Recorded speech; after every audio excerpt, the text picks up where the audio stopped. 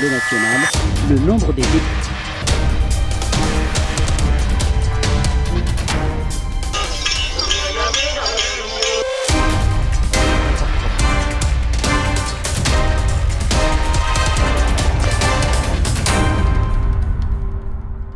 Mesdames et messieurs, bonjour. C'est un plaisir de vous retrouver sur les antennes de la RTS2 pour ce nouveau numéro de votre magazine Midi Actu.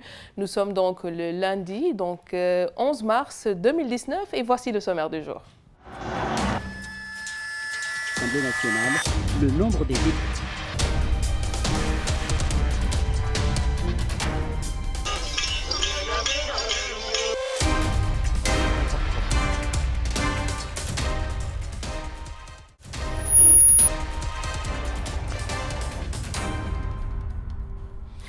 Pas besoin de le présenter encore, mais comme on dit, la répétition est pédagogique. Il est avec nous ce lundi encore dans Midi Actu pour nous accompagner justement. Mamcher Ndiaye, bonjour Mamcher. Bonjour Léna. Comment se passe cette semaine? Très bien, content de revenir sur le plateau comme tous les lundis. Très bien. Alors, nous allons démarrer avec l'actualité côté société. Le Fouladou fait de nouveau face au phénomène du trafic de bois. Donc, les services des eaux et forêts de Kolda ont interpellé plusieurs individus pratiquant cette activité illicite, suivant ce reportage de notre confrère sur place. Entre janvier et février 2019, les agents des eaux et forêts de Kolda ont effectué d'importantes saisies de bois entre Médina Yoro Fula, Vélingara et Kolda, des zones dans lesquelles le trafic a repris. Plus de 9000 billons ont été réceptionnés par ces agents. Depuis la recrudescence du trafic lié à la levée du moratoire de l'exploitation du bois en Gambie, nos équipes sur le terrain ont eu à mener différentes opérations et ça nous a permis depuis le mois de janvier à dresser 196 procès-verbaux, à saisir 942 billons, et plus de 300 charrettes, et 222 ânes, 226 chevaux, et une dizaine de motos et 3 tricycles au niveau des 3 départements de la région de Kolda. Grâce aux moyens mis à leur disposition, les agents des eaux et forêts ont pu intervenir à temps pour arrêter les trafiquants. Les trafiquants utilisent maintenant des chevaux pour pouvoir aller plus vite et rallier la frontière. Et ce qui fait que nos agents ont pu développer différentes stratégies pour pouvoir les traquer au niveau des zones de coupe, au niveau des zones de transit, mais également avant d'arriver au niveau de la frontière. Avec la reprise de l'exportation, nous avons renforcé les patrouilles et la surveillance. Et ça nous a permis un peu de mettre la main sur beaucoup de contrevenants. Et en début du mois, le tribunal a eu à condamner 9 personnes avec l'application du nouveau code forestier. Et ces 9 personnes ont été condamnées chacune à 2 ans de prison ferme et à 2 millions d'amende. Face à la recrudescence du trafic, il urge d'appeler les populations à plus de vigilance et à collaborer avec les agents des eaux et forêts. Ces forêts les appartiennent. Les agents des eaux et forêts sont juste là pour les aider, les appuyer à mieux préserver les ressources et pouvoir tirer profit de ces ressources forestières, aussi bien dans le domaine de l'élevage, de l'agriculture, mais également de la récolte des produits forestiers ligneux et non ligneux. Et ils doivent être les premiers boucliers face à ce trafic qui gangrène les forêts de la Casamance. Pour l'inspection régionale des eaux et forêts, il s'agit d'intensifier la lutte contre le trafic illicite du bois, surtout au niveau des zones frontalières, pour la préservation des ressources.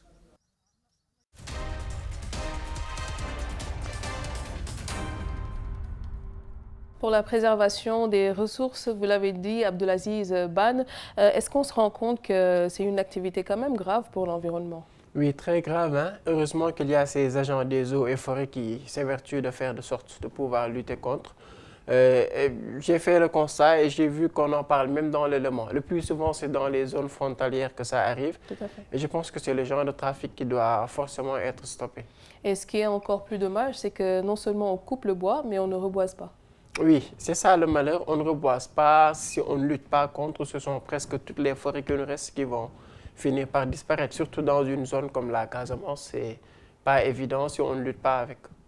D'où l'importance pour nous autres journalistes de mener ces actions de sensibilisation, mais surtout d'information. Nous passons à la suite de Midi Actu.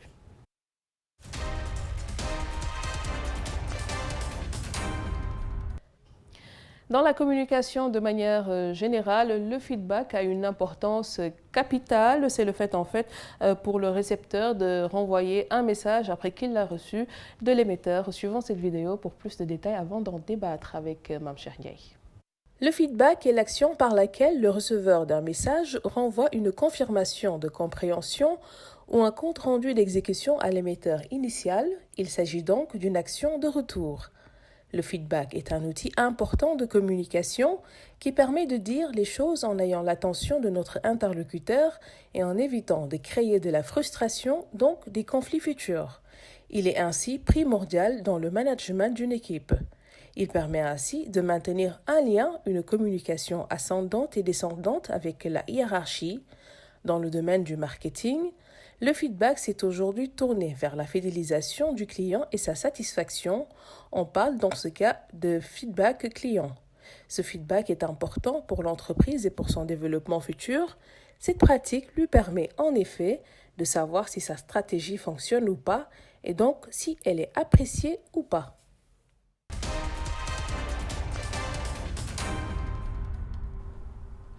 Donc, Mame Cheikh, vous l'avez compris, c'est le sujet qui nous intéresse aujourd'hui, le feedback, qui a une importance, comme je l'ai dit tout à l'heure, capitale dans le domaine de la communication. Oui, très important le feedback. Déjà, dans le domaine de la communication, on considère que l'ancêtre du feedback, c'est ce qu'on appelle la maïeutique en philosophie.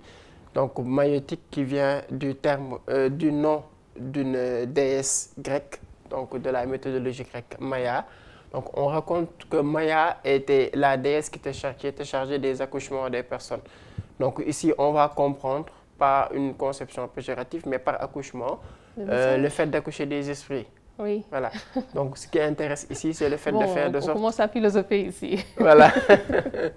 Très bien. Donc voilà, ce qui intéresse ici, c'est le fait de faire comprendre que on essaie d'accoucher des esprits, c'est-à-dire qu'on essaie de faire psychologiquement que la personne puisse savoir comment faire pour mieux améliorer son travail à chaque fois qu'elle reçoit le feedback, donc les impressions que les autres ont sur le travail qu'elle a fourni par exemple. Donc pour un peu essayer de synthétiser l'explication, c'est un émetteur qui envoie un message à un récepteur et en retour, ce récepteur renvoie un message de confirmation ou de compréhension à l'émetteur. Message oui. renvoie une confirmation de compréhension. C'est exactement ça. La confirmation, la compréhension, pour dire exactement le niveau de compréhension qu'on a par exemple d'une tâche qui a été exécutée, etc. C'est exactement comme on a dit dans l'élément. D'accord. Donc on sait qu'on retrouve le feedback dans la communication de manière générale, mais est-ce qu'on peut catégoriser les domaines spécifiques, donner quelques exemples où on peut retrouver ce feedback? On retrouve ça presque partout. Dans le cadre des médias par exemple, on peut par exemple tourner une vidéo et faire bénéficier d'un feedback comment à travers l'appréciation que les autres font ou qu'une personne fait sur le travail qu'on a commis.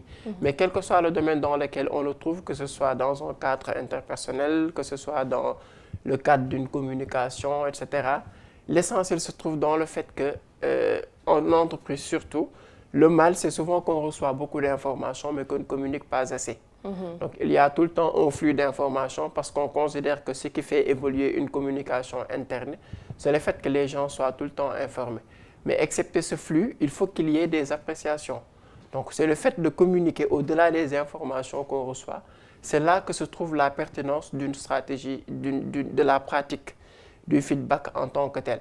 Mais l'essentiel, c'est que ce soit très précis. Donc, qu'on ne puisse pas faire ouvertement des critiques comme ça, mais qu'on puisse être précis dans ce qu'on veut que la personne améliore et parfois même ce qu'il y a de positif dans ce que fait la personne pour qu'elle puisse pérenniser cet acte. Tout à fait. Donc, si on prend l'exemple d'une entreprise, quel peut être l'impact du feedback en entreprise? Elle impacte directement sur la communication, déjà.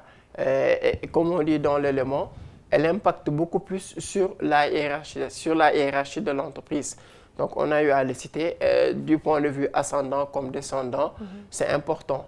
Et s'il y a lieu de faire adhérer la personne, c'est-à-dire d'avoir le consentement de la personne, si c'est nécessaire, si elle veut vraiment bénéficier d'un feedback, là, c'est beaucoup plus avantageux.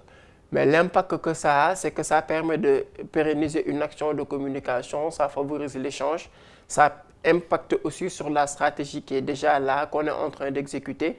on peut savoir à mi-chemin s'il est possible de rectifier quelque chose, de changer ou de continuer sur la même démarche. Donc là, vous soulignez quand même l'importance, par exemple, pour un directeur des ressources humaines ou alors pour un manager, de pouvoir quand même faire ce feedback avec les collaborateurs, pour ne pas dire les employés. Oui, c'est très intéressant, c'est très important de pouvoir le faire. Je pense qu'on a un jour parlé ici en management du concept de plat hors du coco. On planifie le travail, on leur donne, on dirige le travail à faire, on contrôle pour voir si tout a été exécuté, mais on coach aussi. Donc ça rentre juste dans le fait de coacher, c'est-à-dire de pouvoir intervenir sur la façon dont la personne exécute le travail. C'est pour ça qu'il y a un domaine qui est très intéressant dans la communication et qui sert à celui qui utilise le feedback, c'est la CNV. N'entendons pas la communication non verbale comme on en a parlé ici, mais la communication non violente. Donc non violente dans la mesure du point de vue verbal, on utilise des termes ou une façon de parler qui fait de sorte que la personne ne se sente pas frustrée. Et ça, c'est ce qu'on appelle l'assertivité aussi. Voilà, c'est l'assertivité dans le cadre d'un jugement par exemple, parce que nous sommes psychologiquement comme ça. Le cerveau, quand il juge, la personne essaie de gagner du temps en disant que de toute façon, telle ou telle chose ne m'a pas convenu, changer ceci ou cela, etc. Mais une évaluation ne rentre pas dans cette dynamique. Quand on évalue, on essaie de voir ce qu'il y a de positif, ce qu'il y a de négatif, etc. Mais surtout, je prends l'exemple d'une vidéo. Donc, si je comprends, il faut être totalement objectif. Il faut être objectif et il faut être surtout très précis. Sans jugement de valeur. Sans jugement de valeur. Il faut aussi que la personne qui reçoit ce feedback ne se sente pas frustrée. Comment? En comprenant que ce n'est pas, elle est en quelque sorte un personnage. Donc, quelqu'un qui exécute le travail, c'est ce personnage qu'on critique, qu'on demande de trouver le moyen de corriger certaines choses, mais pas sa personne. Donc, c'est là que vient l'importance de cette communication non violente, c'est-à-dire une façon de parler qui fait de sorte que la personne ne se sente pas frustrée. Et c'est pour ça qu'on recommande dans le cadre d'une feedback de toujours commencer par les retombées positives. Donc, tout ce qu'on a noté de positif. Parce que psychologiquement, parfois, on se rend compte que si on commence par le côté négatif... Le récepteur est beaucoup plus réceptif. Voilà. Et il est beaucoup plus réceptif. Si on commence par l'aspect négatif, parfois, les gens se frustrent pour rien. Effectivement. D'accord. Et quel est l'objectif pour le récepteur d'envoyer ce feedback en retour? Oui, c'est essentiel parce que c'est ce qui permet d'abord de continuer à faire de sorte que la communication puisse être pérennisée. Parce que sans ce retour, il y a vraiment problème. Donc, on ne peut plus parler même de feedback tant qu'il n'y a pas ce retour. Parce qu'il n'y a pas l'aspect back, le retour qui revient. Donc, il faut forcément que cette réaction se fasse afin qu'on puisse continuer à garder le contact, à voir et ensemble ce qu'il faut modifier, etc. Et dans un cadre externe aussi, ça peut servir avec des clients, des partenaires, parfois même des fournisseurs. Parce qu'on se rend compte que la plupart des enquêtes, etc., montrent que les entreprises perdent tous les 5 ans la majorité de leur clientèle. Pourquoi? Parce qu'il n'y a pas cet aspect feedback. Donc, il n'y a pas cette communication qui est pérennisée sur le long terme. Donc là, vous entrez dans le domaine du marketing. Donc voilà. Pour l'entreprise, disons, commerciale par rapport à la clientèle. Si jamais donc, cette clientèle ne fait pas de retour, que peut faire donc l'entreprise commerciale pour quand même avoir son feedback? Oui, parfois c'est des sondages qu'on fait, parfois c'est des petites enquêtes, parfois c'est une collecte d'informations. Parce qu'il faut toujours avoir le retour en marketing du client, par exemple. C'est pour ça que un nouveau concept est utilisé en marketing. On ne parle plus, par exemple, de consommateur, mais on parle de consommateurs. Donc, ce sont des acteurs, ce ne sont plus des personnes qui consomment juste comme ça le produit, mais qui doivent aussi jouer un rôle dans le processus d'évolution du produit, de son amélioration, etc. D'où la nécessité toujours pour le client de faire le retour, ou plutôt de faire le sondage, ou tout ce qui permet en tout cas d'avoir des appréhensions sur ce qu'on est en train de commercialiser. D'où la nécessité aussi pour l'entreprise commerciale de mettre à disposition un service après-vente. Voilà, les fameux SAV, les services après-vente, tout ça rentre dans la même dynamique afin que la fidélisation puisse se faire et qu'on ne perde pas régulièrement des clients ou des partenaires. Donc, vous avez parlé du sondage qu'on peut faire quand on n'a pas le retour, donc le feedback. Et vous avez expliqué aussi qu'en cas de non-feedback, la communication est totalement rompue. Je pense que non-feedback aussi peut être assimilé à de la communication non-verbale aussi, ça peut être interprété.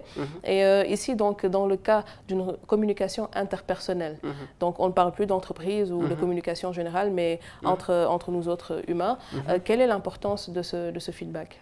Parce que c'est quelque chose qui revient tout le temps dans nos vies. Nous communiquons 24 heures sur 24, 7 jours sur 7, etc. Nous échangeons des messages. Donc, dans la vie personnelle, il est aussi essentiel à chaque fois que l'on décide de garder le contact avec une personne, que ce soit sur un sujet, sur quelque chose qu'on est en train de débattre, ou parfois même sur un travail qu'on fait à deux, etc. Le feedback, c'est ce qui permet à chaque fois de pouvoir apprécier ce que l'autre fait, d'où la nécessité pour cette autre personne de tout le temps faire un retour. Donc, ça vient dans la vie de tous les jours. Moi, je recommande ça parfois aux étudiants, dans le cadre, par exemple, de la recherche d'emploi. Pourquoi est-ce que c'est important? On peut déposer son CV, être appelé, aller faire l'entretien, etc. Parfois, on n'est pas retenu. Tout de suite, ce que les gens font, c'est que soit ils sont frustrés ou déçus, soit ils continuent à chercher du travail.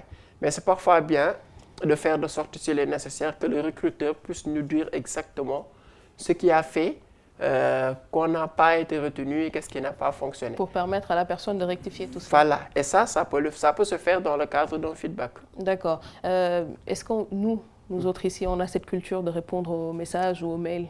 Ne serait-ce que pour dire bien reçu.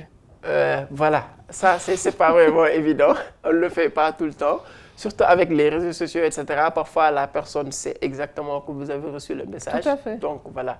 Il faut qu'on apprenne à avoir cette culture dans la vie, aussi bien personnelle que professionnelle. Et pour les personnes qui participent à des émissions et qui ne donnent pas de feedback, on en dit quoi? On va essayer de remédier. Très bien. Alors, nous passons donc à la dernière partie de Midi Actu.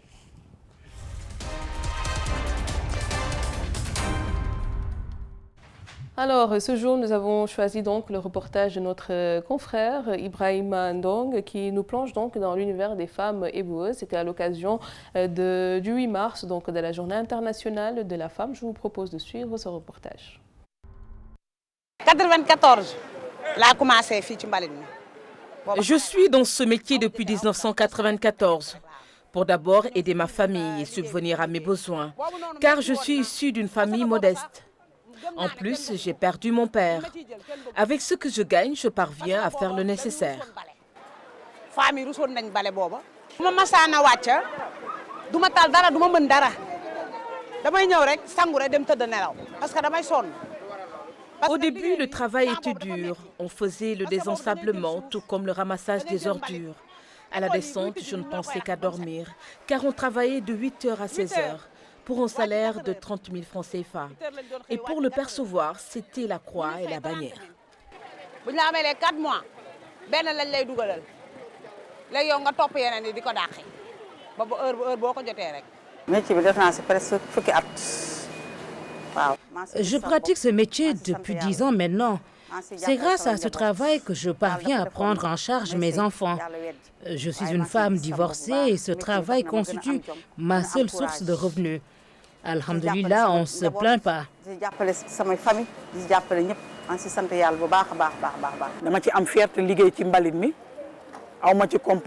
Nous sommes des battantes à l'image des hommes.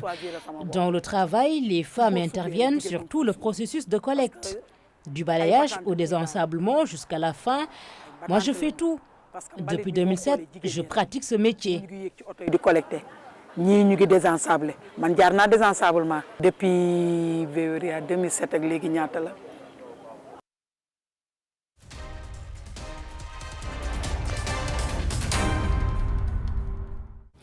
Voilà donc, Mame Cheikh, nous avons suivi ce reportage qui nous replonge donc dans l'univers des femmes éboueuses, des femmes braves. Oui, très braves. Hein. Nous sommes au mois de mars, c'est le mois des femmes.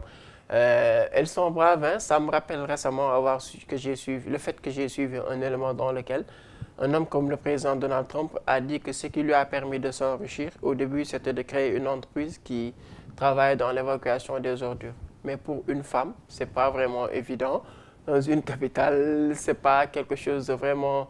de courant. Voilà, ça ne court pas les rues. Donc franchement, c'est des gens qu'il faut soutenir. Ils se plaignent parfois de la maigre des revenus, etc.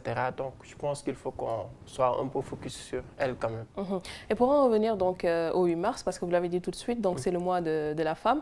Si je me rappelle quand même, cette journée a été créée dans les années 1900 pour revendiquer les droits des femmes. Donc, si aujourd'hui encore en 2019, on en est à célébrer le 8 mars, il me semble que donc l'objectif n'est pas atteint. C'est que ces femmes n'ont pas encore leurs droits. Toujours pas, parce que moi, je me dis ça tout le temps. Je me dis que tant qu'il y a quelque part une petite injustice faite, ne serait-ce qu'à une seule femme sur les milliards d'individus que nous sommes sur Terre, il faut forcément que l'on continue à célébrer la femme. Donc, c'est pour l'éternité, je crois. Célébrer la femme, mais en fêtant, je veux dire, est-ce que ce n'est pas un peu paradoxal, le sens même de cette journée, par rapport à ce qu'on en fait? Oui, parfois, parce que, comme tu viens de dire, parfois c'est l'esprit revendicatif qui est beaucoup plus mis en avant. Donc, c'est différent de célébrer une personne, etc. Bon, heureusement qu'on essaie de joindre les deux bouts. Parfois, la journée sert un peu à célébrer, mais aussi parfois à revendiquer, à se plaindre de certaines situations dans lesquelles les femmes sont. Mais souvent, ce n'est que effet d'annonce. Absolument. C'est ce qu'on voit tout le temps, malheureusement. Très bien, merci beaucoup, Mame Cheikh. Merci à toi, Léla. Donc, à lundi prochain. On se retrouve lundi prochain. Très bien. Donc, c'était Mame Cheikh Ndiaye qui nous accompagne tous les lundis dans Midi Actu. Il est consultant en communication et coach en développement personnel. C'est la fin de ce numéro de votre magazine. Nous revenons demain à partir de 12h. Et comme d'habitude, on se quitte avec la météo du jour. Merci à la réalisation. À très vite sur cette même chaîne. Au revoir.